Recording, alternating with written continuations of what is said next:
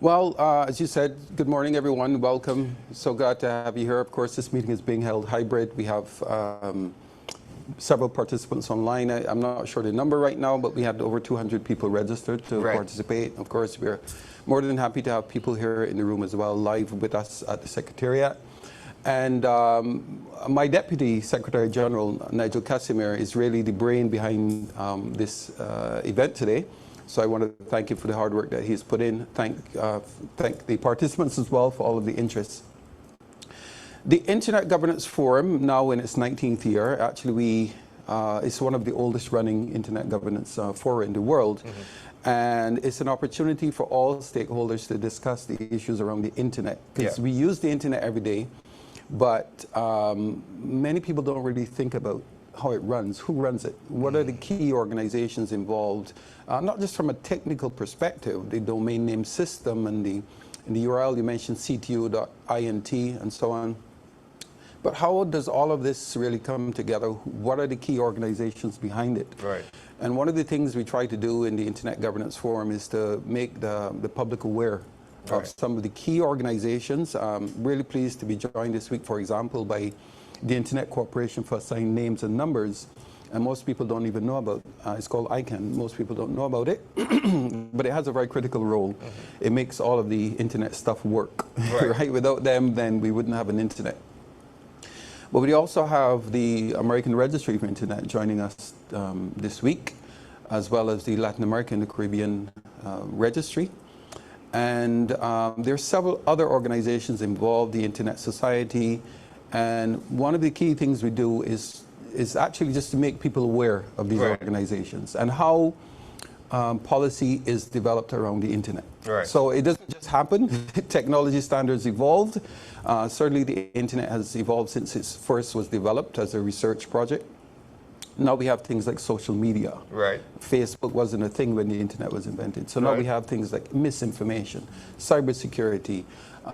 We talk about digital inclusion. I mean, you yourself, you're a social media influencer, a digipreneur.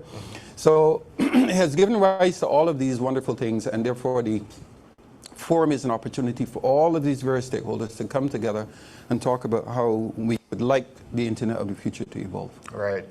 Now, what's one of the biggest misconceptions about the Internet that you think we have across the Caribbean region? Biggest misconception is that it is for everybody else and not for us, as in what I spoke about in terms of the policy development aspect. So we're sort of, in a sense, users of the Internet, but we can also contribute to the development of the Internet in terms of the applications, in terms of engagement, in terms of the policy development process as well. So I think it is for us to build that awareness of how we can be more active in terms of how the Internet of the future evolves. Now, this forum, 19 years in, what is the significance? Why is this an event that you guys continue to put on every single year? What is the key role that the Internet Governance Forum plays across the Caribbean region and worldwide? So it provides an opportunity for, for us to bring the regional stakeholders together, right? So we support national IGFs. There is, within each country, we've had, for example, St. Vincent and the Grenadines just had a national IGF where they focus on the national issues of concern. Trinidad and Tobago also has an IGF. Globally, excuse me, globally there is the United Nations Internet Governance Forum as well. And tomorrow we'll actually be joined by the UN Special Envoy on Technology, Amandeep Singh Gill, who is also advisor to the United Nations Secretary General on Internet Governance. So this thing goes all the way up to the top, right? So we're just playing our role at the regional level to bring stakeholders together so that there's some cohesion. We actually developed a policy framework as well that provides some guidance to our member states on things related to the Internet. Wonderful. Now, before we let you go, there is a lot of topics that we're going to be addressing over the next 3 days. What are some of the key topics that you yourself are looking forward to hearing about? Well, excuse me, there are several. The cybersecurity.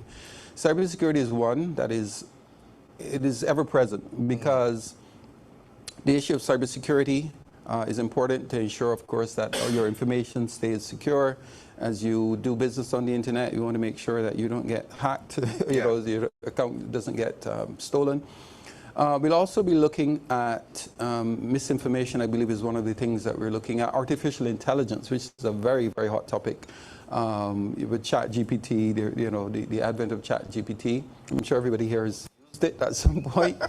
It's a very big concern, and we have world leaders saying, slow down on the development, further development, because this thing is really becoming a big issue of concern. Yeah. We have also, one of the hot topics is over-the-top services, or OTTs, and we have our internet organization speaking about, and what we call over-the-top services are services like Netflix and WhatsApp that run on top of the telecommunications infrastructure. And that is an issue now that many of our operators in the region are saying this is an issue of concern for us. It is impacting our business. And therefore, it's good for us to have the opportunity to bring other stakeholders in to see if this is an issue of concern. Everybody watches Netflix, everybody's on YouTube. Yeah. And so we at the heart of it, we want to ensure that the interests of the consumer is protected in this whole discussion. Yeah, those are some key issues that are going to be addressed because, for one, we have seen the significance of cybersecurity. We've seen a lot of hackings, very prominent companies suffering from cybersecurity, ransomware. I don't think anybody really thinks about, on the consumer side, about Netflix, the issues of bandwidth, what goes into Netflix and YouTube running. They just watch all day, right? They know they pay their subscription, and that's really about it. And I'm really interested in the discussion about misinformation because we see it all the time. You have people that see something online, they share it 1 million times across WhatsApp, and it doesn't really matter what types of security measures we are putting in. We are seeing people just take it at face value and run with it. So even when you have things like WhatsApp will have that message that says, hey, this has been forwarded way too many times. Yeah. They put things in place so that you can kind of get an idea as to what is real from what's fake. But at the end of the day, the human still has to be the one to decipher that information. So those are some very key topics that you brought up. Absolutely. So I hope everyone sticks around for the 3 days and gets involved. We welcome the questions in the interaction. We are not standing on protocol. Everyone's voice is equal. Wonderful. Thank you, Mr. Rodney Taylor, and give him a round of applause. Thank you.